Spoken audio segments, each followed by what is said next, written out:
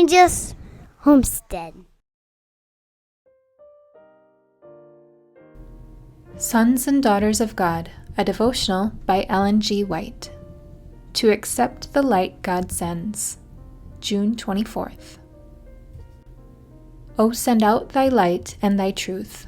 Let them lead me, let them bring me unto thy holy hill, and to thy tabernacles. Psalm 43:3.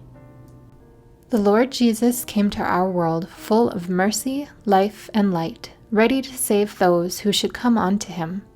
But he can save no one against his will. God does not force the conscience. He does not torture the body that he may compel men to compliance with his law. All this work is after the order of Satan. The Lord has made it apparent that he proffers to the sinner the privilege of cooperating with God. He gives light and furnishes evidence of the truth. He makes plain what are his requirements, and it is left with the sinner as to whether he will accept the truth and receive grace and power by which he may comply with every condition and find rest in giving willing service to Jesus Christ, who has paid the price of his redemption.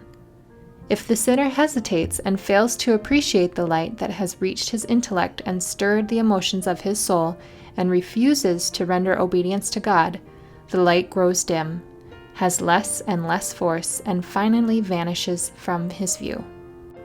Those who fail to appreciate the first rays of light will not heed more decided evidences of the truth.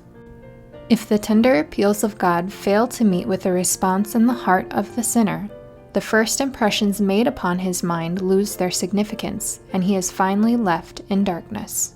The invitation is full of love.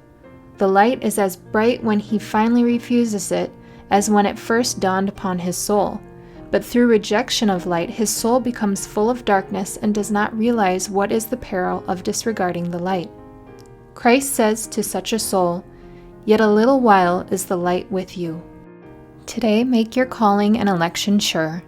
Peter gives a copy of the best life insurance policy in the world.